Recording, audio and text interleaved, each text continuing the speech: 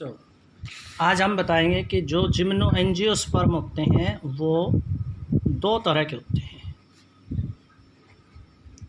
Angiosperms, कल हमने angiosperm के करैक्टर बताए थे आपको और उसके लाइफ साइकिल बताई थी। लाइफ साइकिल में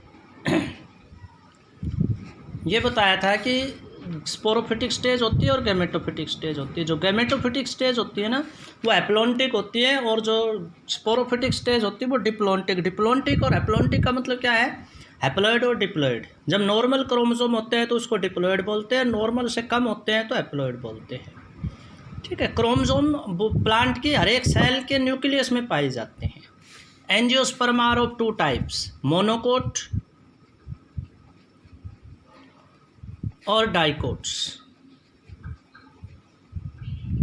ठीक है। मोनोकोट प्लांट वो होते हैं जिनके बीज की दो फाड़ नहीं हो सकती, दो इक्वल हाफ नहीं हो सकते, और डाइकोट वो होते हैं जिनके दो इक्वल हाफ हो जाते हैं, dicot plant.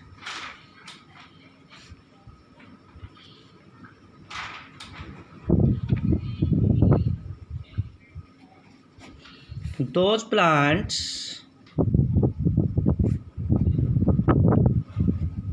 in which seeds are divided into two equal half,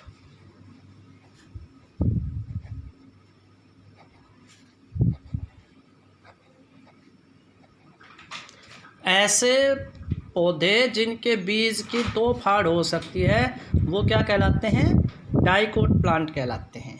दो फाड़ किसकी हो जाती है भाई? जैसे मूंगफली है, बादाम है, ठीक है, इनकी दो फाड़ हो सकती है। फॉर एग्जाम्पल ब्रासिका, सरसों,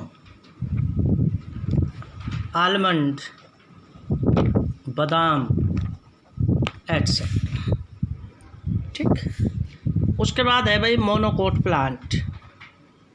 मोनोकोट प्लांट ऐसे पौधे जिनके बीज के दो इक्वल हाफ नहीं हो सकते। अगर आप तोड़ोगे ना तो कोई छोटा हो जाएगा, कोई बड़ा हो जाएगा। जैसे गेहूं है, मक्का है, इनके दो इक्वल हाफ नहीं हो सकते। Those plants in which seeds are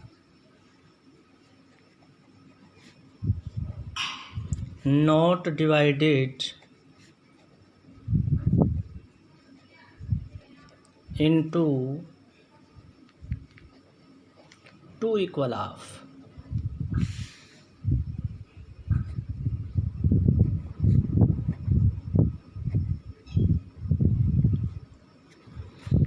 ऐसे पौधे जिनके बीज की दो फाड़ नहीं हो सकते वो क्या कहलाते हैं? Monocot plant.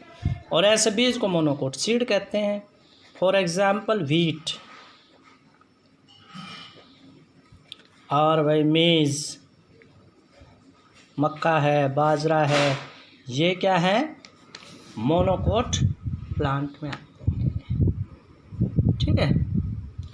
तो ये थे भाई मोनोकोट और डाइकोट प्लांट्स।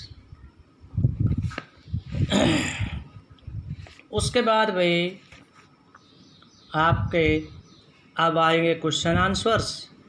और फिर तो हैप्लॉन्टिक और डिप्लॉन्टिक और बता देता हूँ मैं क्या होता है। हैप्लॉन्टिक स्टेज क्या होती है? जिसमें जो प्लांट है वो जैसे लाइफ साइकिल में कल हमने बताया था, लाइफ साइकिल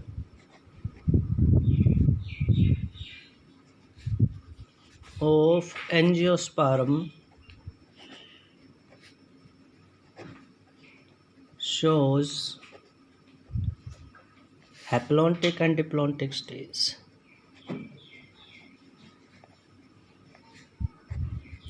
And diplontic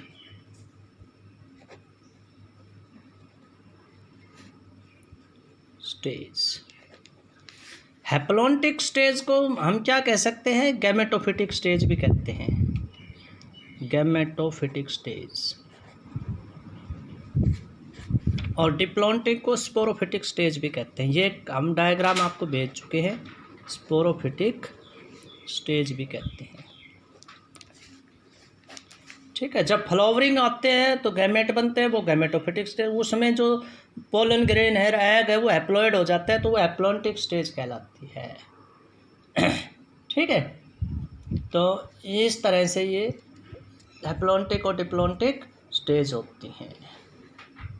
तो अगर मैं बनाऊं तो ये ऐसे बन सकती है, इसको अगर मैं बनाऊं तो ये ऐसे बन सकती है आपकी, कि इससे ऊपर तो हम बना देते हैं स्पोरोफिटिक, और इससे नीचे बना सकते हैं गैमेटोफिटिक, हैप्लॉन्टिक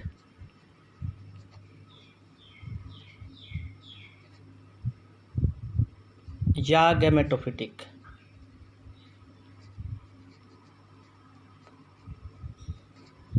ये स्पोरोफिटिक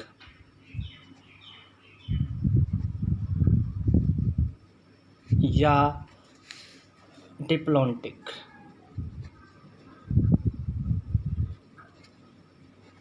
ठीक है, तो इसमें क्या बना था भाई, इसमें इससे नीचे जो बना था हमारा, इसमें क्या था, मेल गैमेट,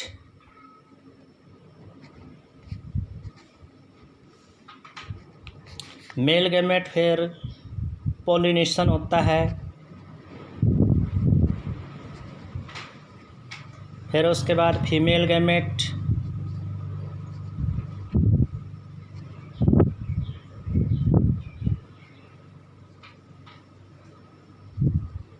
फिर फर्टिलाइजेशन होता है,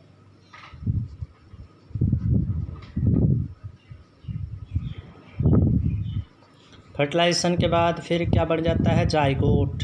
क्या बन जाता है भाई, जाइगोट। तो ये स्पोरोफिटिक शुरू हो जाती है। ठीक है, जाइगोट, फिर जाइगोट के बाद फिर सीड, सीड से फिर प्लांट, प्लांट में फिर मियोसिस होता है, मियोसिस होने के बाद फिर मेल गैमेट या फीमेल गैमेट बन। तो ये ऊपर है, ये डिप्लॉयड है, ये 2n नंबर है। ये क्या है, 2n नंबर। ये क्या है, n नंबर। ये भी क्या है, n नंबर। और n और n फ्यूज हो जाते हैं तो फर्टिलाइजेशन हो जाता है, और ये क्या बन जाते हैं, ये फिर जाइगोट बन जाता है। और ये इस तरह से हैप्लॉन्टिक स्टेज होते हैं। यहाँ पर male gamete n number, female gamete. तो ये था भाई आज का।